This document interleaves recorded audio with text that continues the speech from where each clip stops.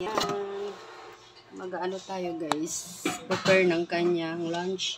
Baliktad pala yung damit ko guys. So, ngayon ko lang napansin.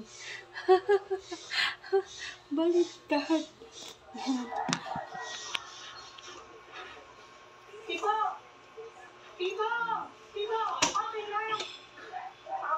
Initin natin yung kanyang ulam.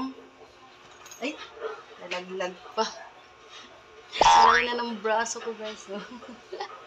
Wala nang jogging. Bihira na ako makatakbo kasi pagkatapos ng lahat ng mga gawain ko guys, no? Kasi nagki-caregiver ako dito sa biyanan ko. Excuse me. Excuse me, ubo pa rin ako.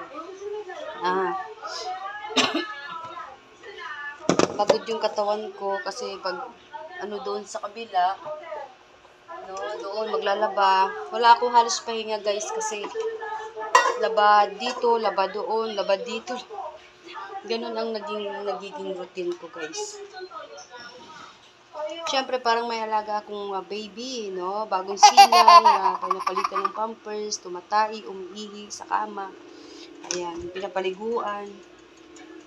Kaya, ang hirap ng mag-alaga ng na-stroke. Pero wala tayong magagawa guys. So, hindi ko siya kadugo, no? Asawa siya ng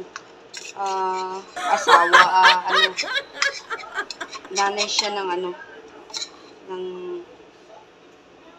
asawa ko.